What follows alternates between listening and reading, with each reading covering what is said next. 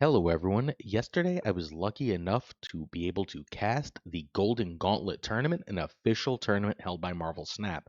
Today, we're going to take a look at 8 of the very best decks from that tournament. We're actually going to look at literally every deck that finished within the top 10 and do full guides to a whole bunch of them. We're also going to announce our own tournament and some season pass winners. We're going to kick it off with this awesome, completely off meta deck. If you're a Hela player, if you're the kind of player who wants to drop big idiots, big dumb 6-drop cards, this is the deck for you. The creator of this is Big Boy Gishath, which I believe is a magic card, and this player finished in rank 9, going undefeated in Swiss and then falling in the top 16 of the tournament. This deck needs Mercury, Cannonball, Blob, Luna, and Blink. Alioth can be Cosmo, Juggernaut, or Red Hulk. Let's talk about what cards are in the deck and why. So we have our 3 real Ram cards, Electro, Wave, and Luna. The beauty of having access to these cards is we can get out our 6 drops early. Getting out Blink early will also, generally speaking, help us get out a powerful card early, although that could be Sandman or Cannonball as well. The card that is likely most surprising for many players here is the Destroyer. Destroyer is a lot of power, but will destroy your board, obviously, right? Well, if you go really big in an armor lane, if you can manage to pull off a powerful armor lane using cards like Wave, like Luna Snow, then you should be able to play Destroyer with another powerful card in another lane at 16 power, often creating a lane win. The rest of this is relatively self-explanatory. Opponents can sometimes try to go bigger than you, can sometimes try to mess with your combos, so you have Mercury and Cannonball. Sometimes opponents want to drop a lot of cards at the end. See Victoria Handless, so we have Sandman. A lot of times, opponents are going to want to Shang-Chi stuff, and you only have 1 armor, hence Alioth.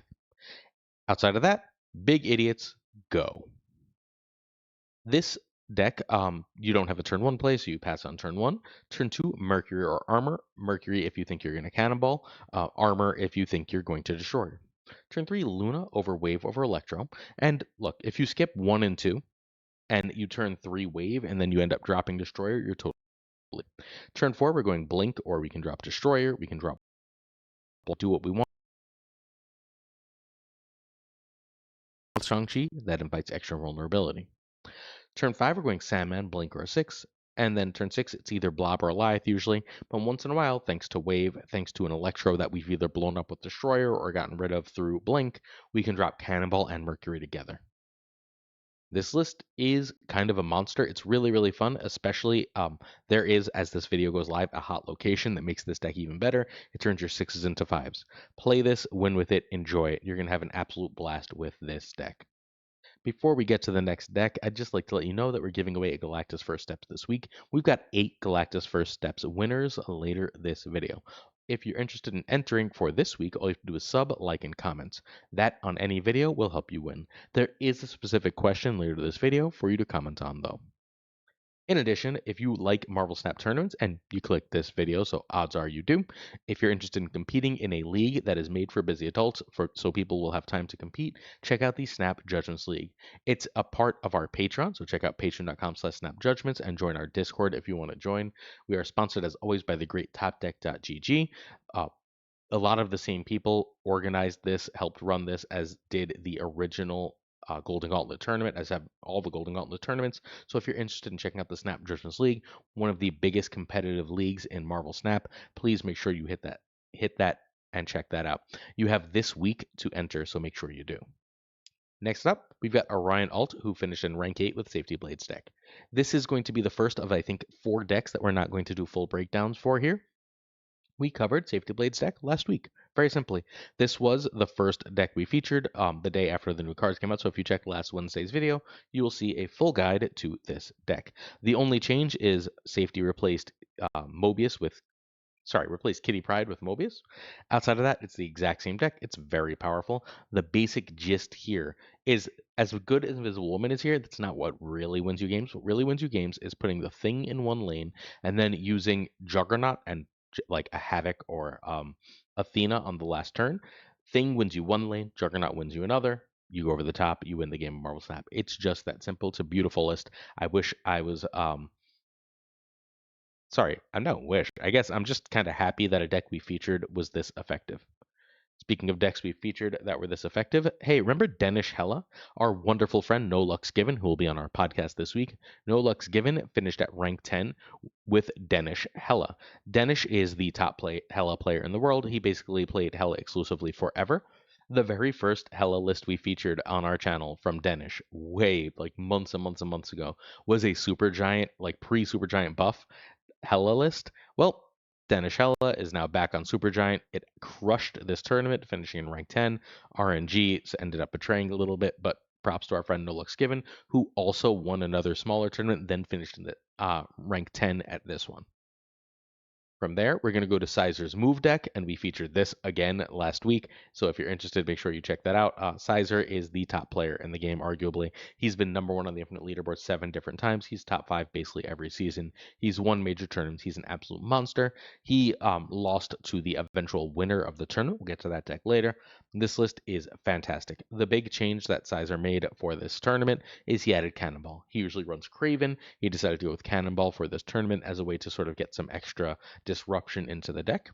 Craven is perfectly fine for ladder and for most other purposes. And again, we covered this last Friday. We cover this deck all the time. If we want to check our top 10 decks to hit infinite with, this is going to be on that list.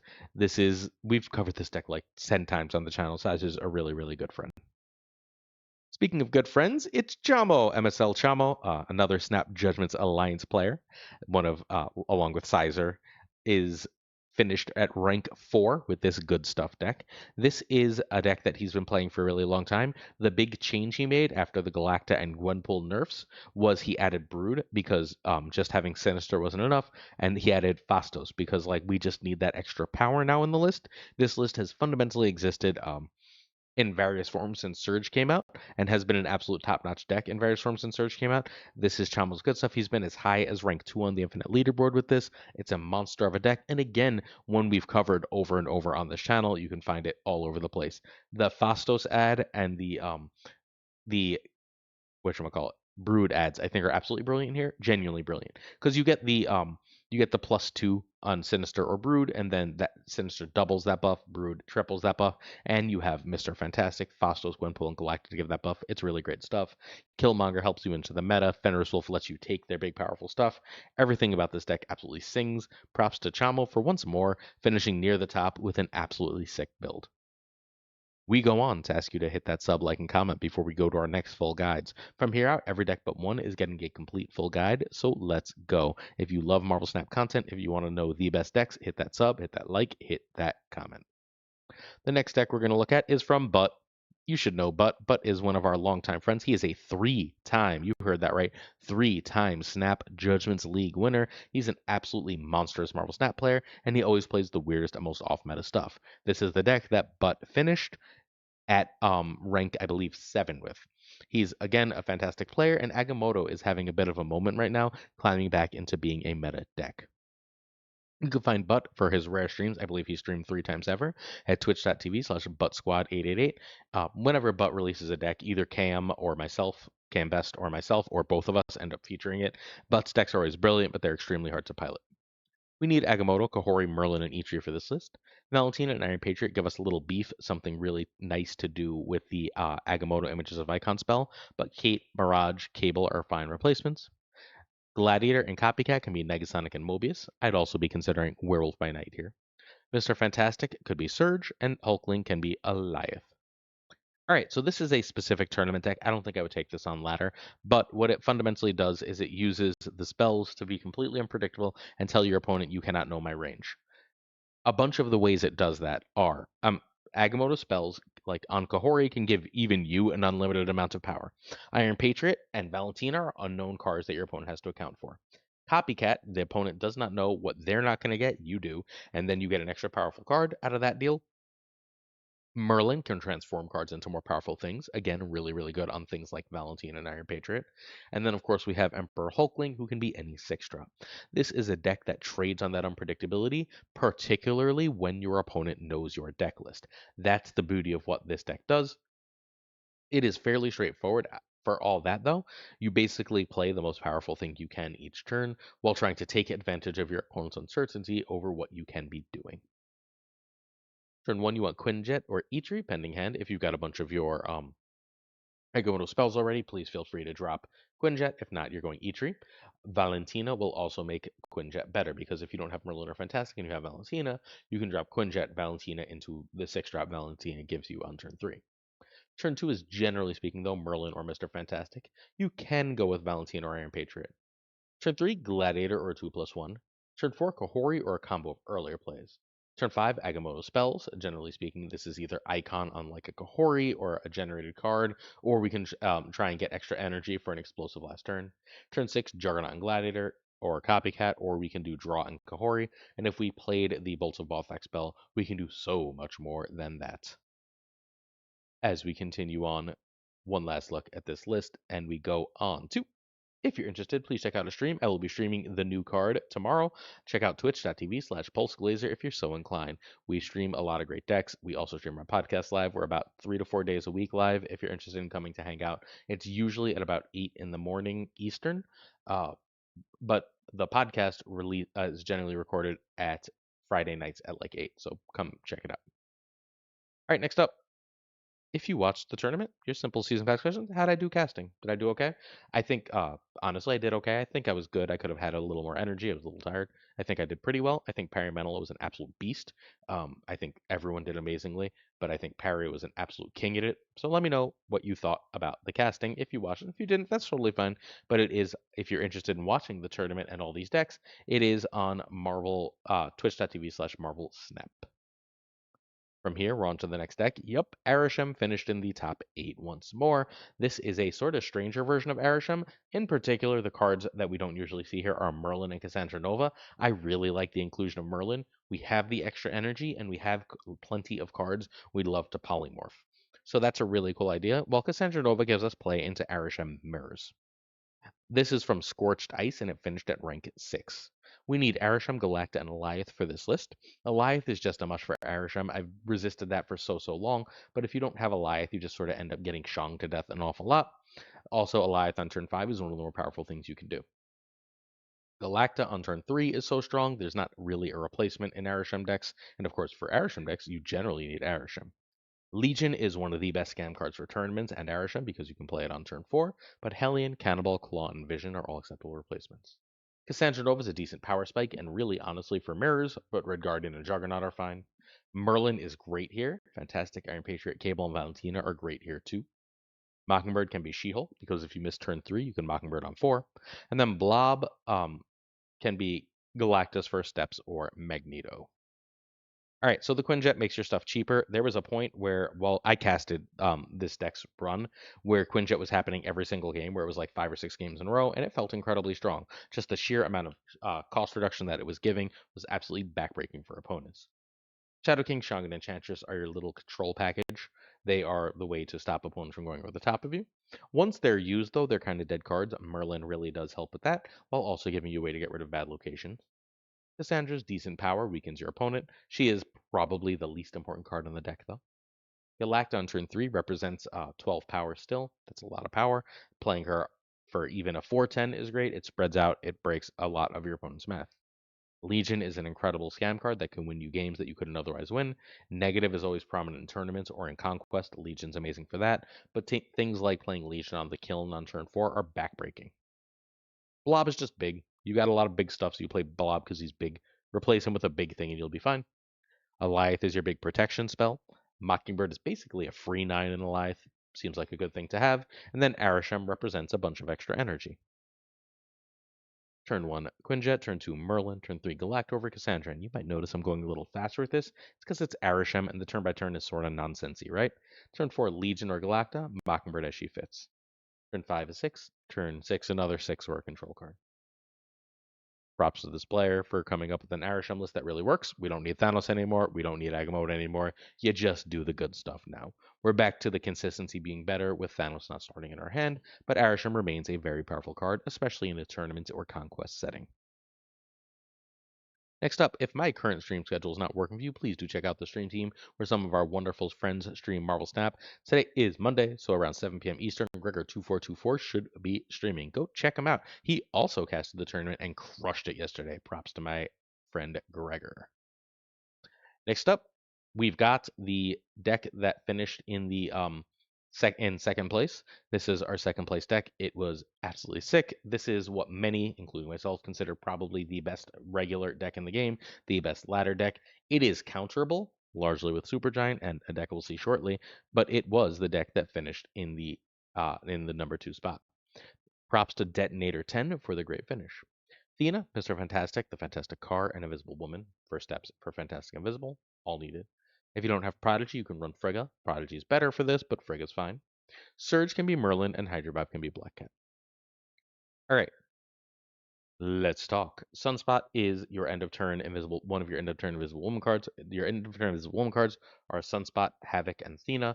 You want to double or quadruple them using Invisible Woman or Invisible Woman and Prodigy. Those cards like an extra 2 power from Fantastic Card, but it's much less important. That extra 2 power is really, really, really nice on Hydrobob, turning him into a 1/6. Mr. Fantastic doesn't you going to a 2/4 is also great. You don't usually get the extra bonus from Invisible Woman. That tends to be a last turn play, but having access to Mr. Fantastic, the best card in the game, is a good place to be. Surge gives you the extra energy that this deck fairly often needs.